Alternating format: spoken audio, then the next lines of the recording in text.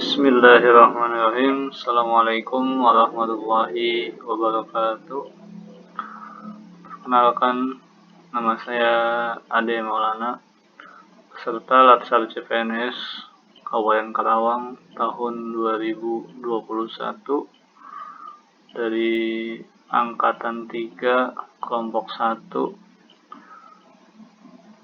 Saat ini sedang melaksanakan tugas individu nasionalisme mengenai tokoh yang memiliki jiwa nasionalisme yang sangat tinggi.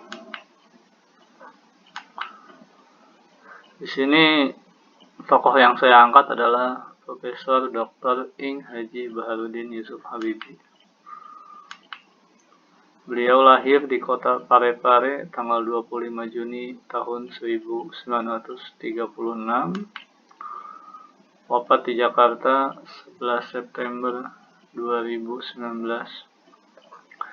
Saat itu Indonesia berduka karena kehilangan putra terbaik bangsa. Beliau merupakan wakil presiden Indonesia yang ke-7 dan pernah menjabat sebagai presiden Indonesia yang ke-3 dan profesor dan ilmuwan dalam teknologi aviasi internasional atau dalam ilmu pesawat terbang.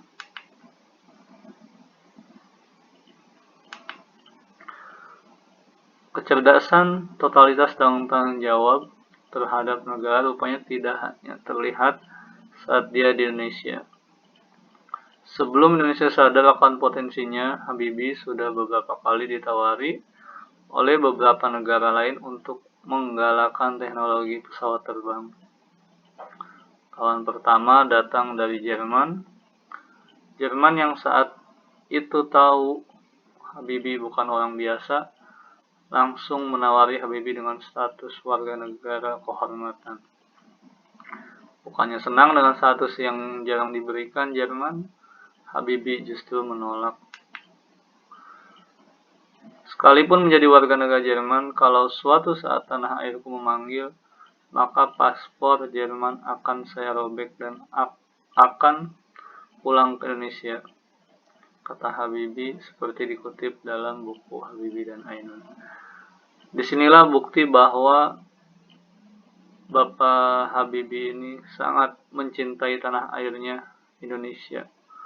Walaupun saat itu beliau memiliki kesempatan yang sangat besar mengabdi di Jerman dan mungkin bukan dengan penghasilan yang sedikit ya, bahkan sangat besar, tetapi Pak Habibie tidak pernah tergoda untuk mengabdi ke negara Jerman, melainkan dia sangat ingin memajukan Indonesia karena rasa cintanya terhadap negara Indonesia.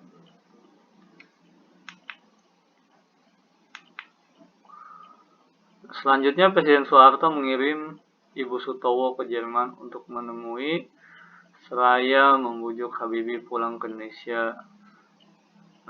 Pak Habibie langsung bersedia dan melepaskan jabatan, posisi, dan prestis tinggi di Jerman.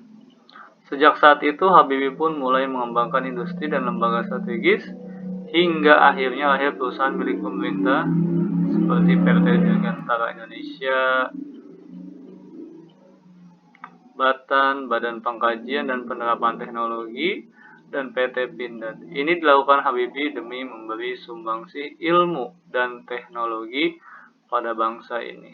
Pada tahun 1974, saat usia 38 tahun, Habibie pulang ke tanah air. Ini ada foto Pak Habibie di saat muda. Ini beserta sang istri. Nah, hal yang hampir sama juga dilakukan pemerintah Filipina di zaman Presiden Ferdinand Marcos. Habibie ditawari mengelola Dirgantara.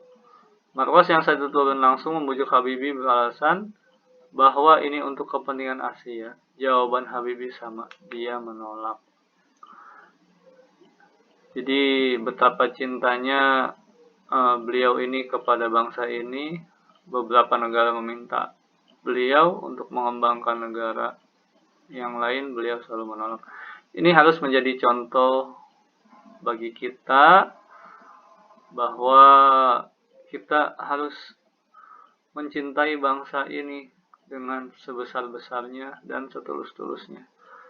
Jangan pernah berpikir apa yang akan kita terima dari negara, tapi berpikirlah apa yang akan kita berikan untuk negara kita Indonesia.